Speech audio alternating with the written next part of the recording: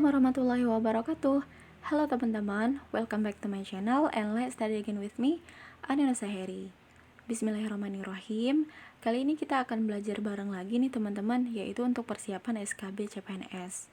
Kita belajar bareng dan juga saling mendoakan semoga saya dan teman-teman bisa keterima sebagai dosen di keluarga besar Kemendikbud ataupun kementerian lainnya yang tengah kita usahakan melalui pembukaan CPNS di tahun 2021 ini. Nah, topik kita kali ini yaitu tentang prinsip pembelajaran. Nah, salah satunya itu ada teori belajar. Apa aja sih teori belajar itu? Ada humanistik, behavioristik, kognitivistik, konstruktivistik, dan sibernetik. Di sini ada beberapa pernyataan nanti. Nah, teman-teman boleh dianalisa. Kemudian kalau teman-teman sudah tahu nih apa aja sih kriteria atau ciri-ciri dari masing-masing teori belajar ini, teman-teman insya Allah bisa jawab. Nah, untuk jawabannya teman-teman boleh tulis di kolom komentar, kemudian kita boleh diskusi sama-sama.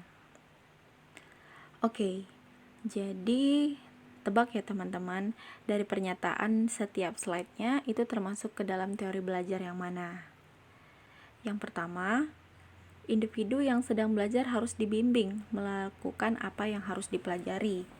Ciri kedua, hukuman yang diberikan pada saat yang tepat akan mampu mengubah tingkah laku seseorang.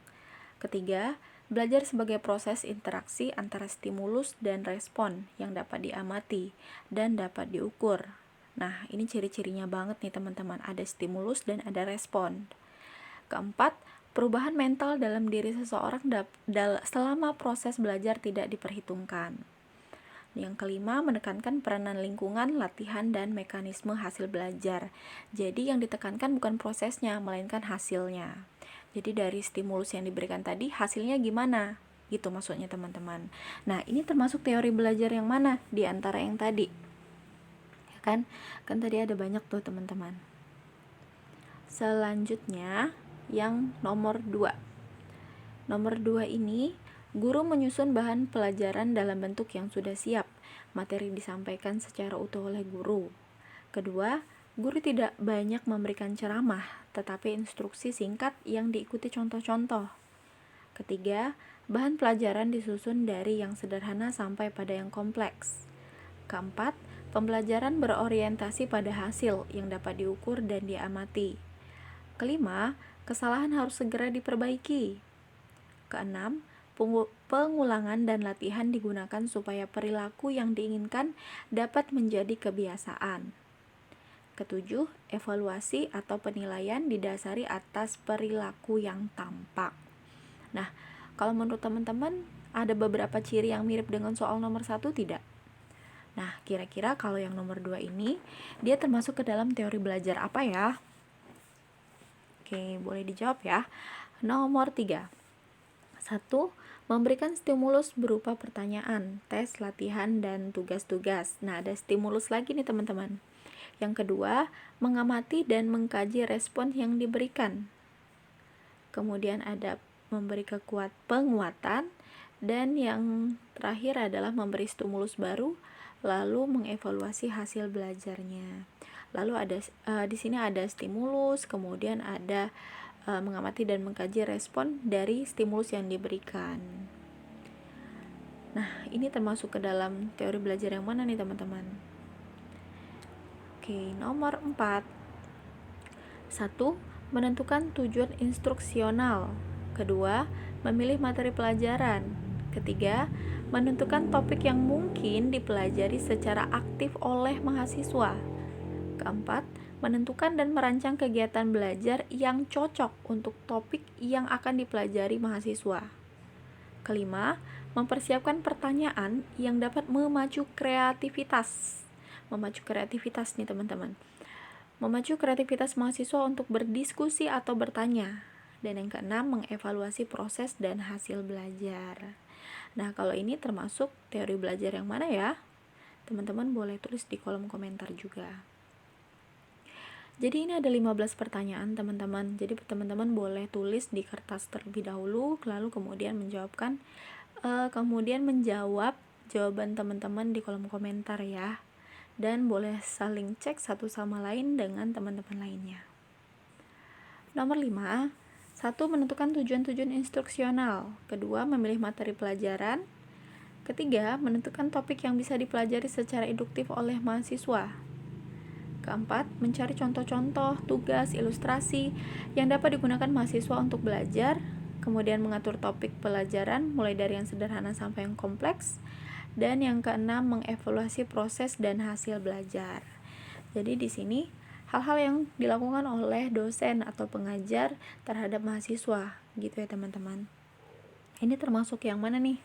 Di antara teori-teori belajar yang pada awal tadi saya tanyakan. Keenam, menentukan tujuan-tujuan instruksional. Nah, kayaknya 3 soal tadi ini dan yang ini sama ya, 2 soal sebelumnya dan yang ini. Yaitu tahapan pertama menentukan tujuan-tujuan instruksional.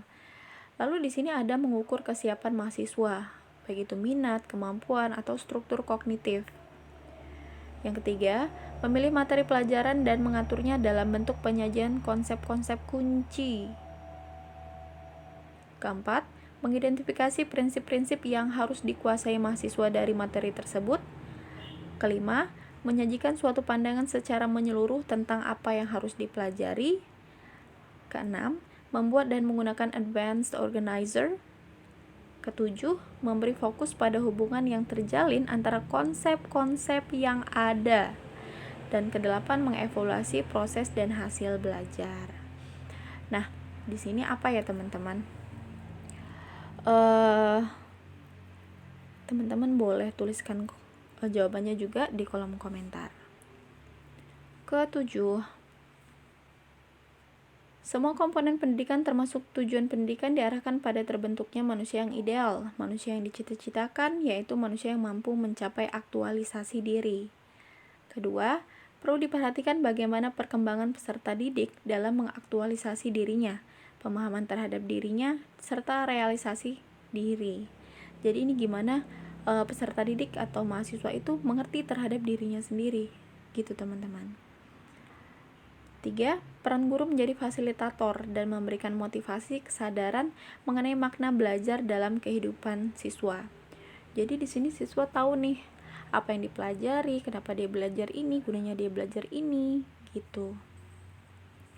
Keempat, guru memfasilitasi pengalaman belajar kepada siswa dan mendampingi siswa untuk memperoleh tujuan pembelajaran. Nah, tujuannya yang tadi, itu ya teman-teman, membentuk manusia yang ideal, manusia yang mencapai aktualisasi diri.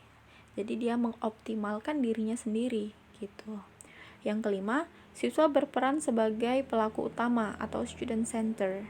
Di sini siswa itu sudah sebagai center ya, yang memaknai proses pengalaman belajarnya sendiri. Jadi tidak berarti kalau siswa itu pasif. Jadi dia sudah mulai aktif untuk mengenali dirinya, untuk paham apa yang dipelajari dan yang sesuai dengan dirinya gitu. Ini termasuk teori belajar yang mana?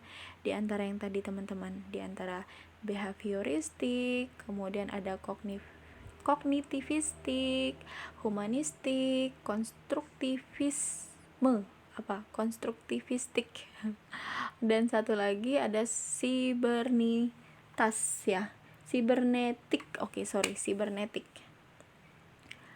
Lalu yang kedelapan, siswa mampu mencari sendiri masalah, menyusun sendiri pengetahuannya melalui kemampuan berpikir dan tantangan yang dihadapinya, menyelesaikan dan membuat konsep mengenai keseluruhan pengalaman realistik dan teori dalam satu pengetahuan utuh.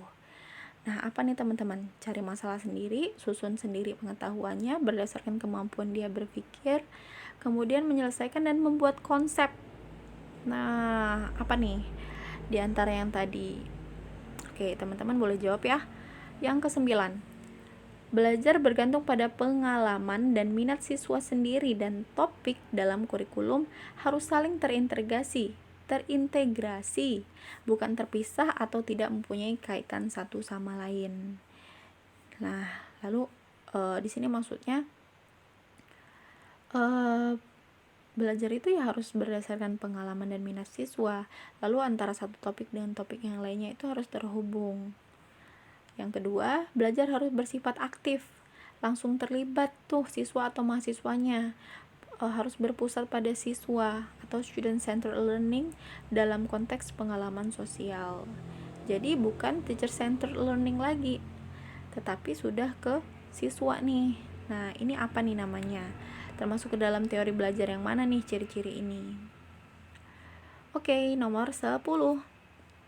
Pengetahuan yang diperoleh peserta didik merupakan hasil dari konstruksi pengetahuan awal yang telah dimiliki dengan pengetahuan yang baru diperolehnya melalui dua cara, yaitu yang pertama ada asimilasi.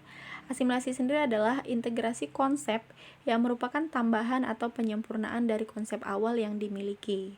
Jadi maksudnya sebelumnya sudah ada nih pengetahuan awal atau background knowledge, kemudian belajar lagi, jadi ditambah deh, jadi asimilasi. Atau akomodasi. Akomodasi ini terbentuk konsep baru pada siswa, mahasiswa, atau anak karena konsep awal tidak sesuai dengan pengalaman baru yang diperolehnya. Jadi background knowledge-nya A misalkan, lalu dia belajar nih, ternyata background knowledge-nya itu tidak sesuai dengan yang baru dipelajari, sehingga dia memperoleh pengetahuan yang baru gitu teman-teman. Nah, ini termasuk ke dalam teori belajar yang mana nih? Ya. Oke, sekarang kita ke yang 11. Ciri yang pertama, kemampuan pemecahan masalah di bawah bimbingan. Ini bimbingan orang dewasa atau melalui kerjasama dengan teman sejawat yang lebih mampu. Jadi ada masalah nih, untuk pemecahan masalahnya butuh bimbingan orang dewasa atau kerjasama dengan teman sejawat yang lebih mampu. Yang kedua, pemberian sejumlah bantuan kepada siswa selama tahap-tahap awal pembelajaran. Jadi kan tadi ada bantuan atau bimbingan dari orang dewasa atau teman sejawat yang lebih mampu nih. Kemudian mengurangi bantuan itu tadi dan memberikan kesempatan untuk mahasiswa atau siswa untuk mengambil alih tanggung jawab yang semakin besar setelah ia dapat melakukannya. Nah, jadi awalnya ada bimbingan, kemudian bimbingannya semakin sedikit sampai pada akhirnya siswa atau mahasiswa itu punya kesempatan untuk bisa memecahkan masalahnya sendiri atau terkait dengan masalah yang ada dalam pembelajaran tersebut. Ini termasuk teori belajar yang mana nih teman-teman? Oke, yang nomor 12. Tujuan pendidikannya adalah untuk menghasilkan individu atau anak yang memiliki kemampuan berpikir untuk menyelesaikan setiap persoalan yang dihadapi. Nah, ini masih seperti soal sebelumnya ya teman-teman. Ada permasalahan, kemudian diselesaikan. Nah, yang menyelesaikan ya siswa atau mahasiswa atau anak tersebut gitu. Yang kedua, kurikulum dirancang untuk memungkinkan pengetahuan dan keterampilan dapat dikonstruksi oleh peserta didik. Oke, yang ketiga, latihan memecahkan masalah dilakukan melalui belajar kelompok dengan menganalisis masalah dalam kehidupan sehari-hari. Nah, ini seperti sama dengan sebelumnya ya teman-teman. Ada kerjasama dengan teman sejawat atau peserta didik lain. Selanjutnya, yang keempat, peserta didik diharapkan selalu aktif dan dapat menemukan cara belajar yang sesuai bagi dirinya. Nah, kalau ini sama seperti yang mana nih? Aktif. Mahasiswa sudah mulai aktif, student centered learning, ya kan? Yang kelima, guru hanyalah berfungsi sebagai mediator, fasilitator, dan teman yang membuat situasi yang kondusif untuk terjadinya konstruksi pengetahuan pada diri peserta didik. Nah, di situ ada keywordnya tuh teman-teman. Jadi, ini termasuk ke dalam teori belajar yang mana ya? Oke, nomor 13. Ciri yang pertama, belajar adalah pengolahan informasi. Yang kedua, seakan-akan mementingkan proses belajar daripada hasil, dan lebih penting lagi sih, yaitu sistem informasi yang diproses yang akan dipelajari siswa atau mahasiswa.